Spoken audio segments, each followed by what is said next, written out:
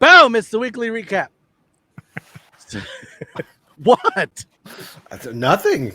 What? It just brings back memories. That's all I'm gonna say. Let's see. Okay, so there was something that I heard. It was on the Pat McAfee podcast, which is awesome, by the way.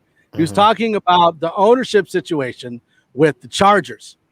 I guess that there's 4 kids, and 3 of them, Dean, Matt or Michael, and Angela or Angie or something like that, are together. And then there's one, Dia, that split off and is saying like, hey, we're like 300 something million in debt. We need to sell the team so we can get out of it. And the other 3 are like, no, we'll buy you out if you want, but nothing's happening with the team. So you thought that Denver had an ownership mess. Ha! Ha! The Chargers are like, hold my beer. I'm glad to hear that, though. Yeah, yeah. I'll take it. But we also still very much so have ownership mess.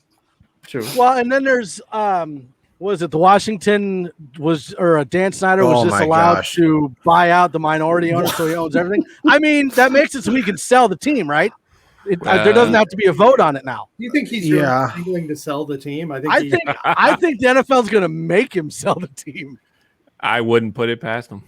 Honestly, I wouldn't. I think they should, and that's why I wonder if that's why they did that, was so that it's not like the minority owners are fighting it. So they can just, you have to sell the team, go find somebody. Then Jeff Bezos can come in. How about you buy the whole, you are the main guy now. He's like, yeah, great idea. He's like, now I'm the main guy. It's like, great, sell your team. You want the good news or the bad news?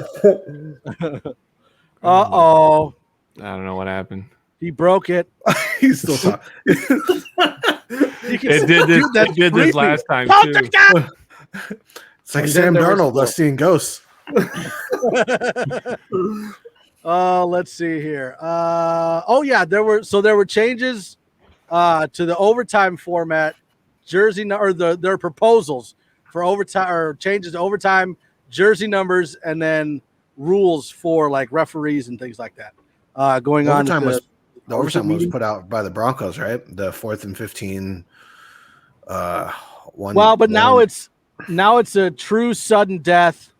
That was proposed by, I think, the Ravens and the Eagles. And then there's another one saying no overtime in preseason games. So I'm wondering if by sudden death they're meaning like going back to the old format.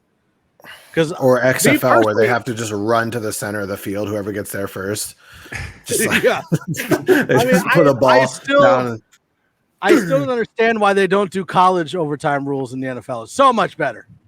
I heard the Broncos proposed a 4th and 15, and if our quarterback throws an interception, we get the ball back. That should be easier.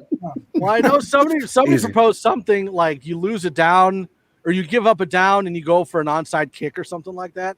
I think that's what the XFL was doing before the pandemic started. They were doing some pretty cool stuff over there in terms of like, hey, here's an idea, NFL. Why don't you do things this way? And then folded. The fan voted league was pretty cool, where Johnny Manziel is and Josh Gordon, where people can kind of like vote in for what they think the rules should be, and so they kind of like adapt. It's pretty cool because you just got to try things out.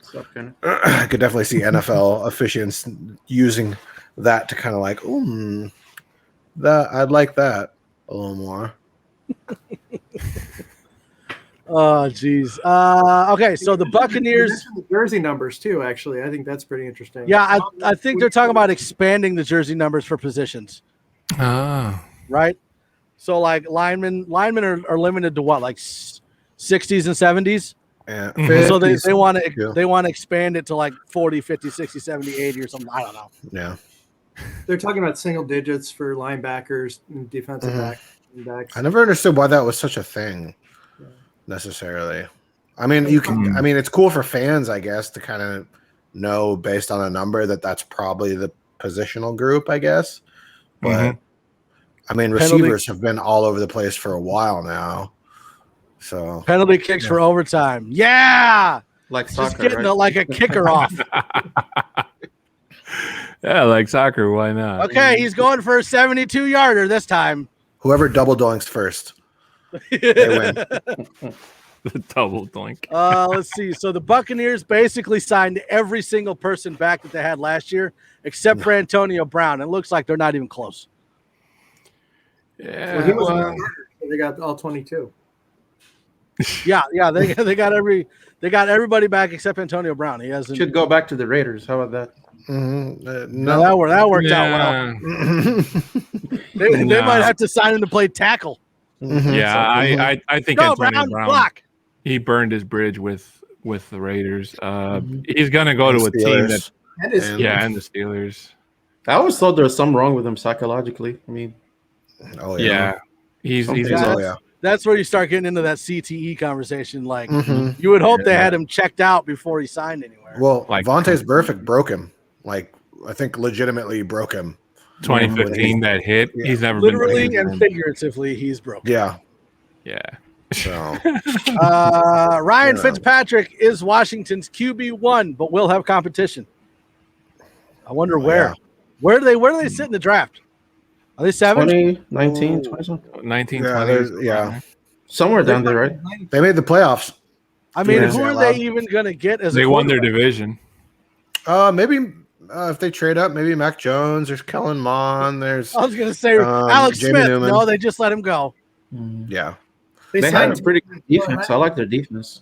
Mhm. You know, Well, Well, yeah, then their again, defensive line is nuts. They do have Taylor Heineke, who they signed on a Oh, yeah. contract. So whoever, if they do get a quarterback, it'll probably be in the later rounds, and they'll start behind Heineke. They're going to grab Minshew.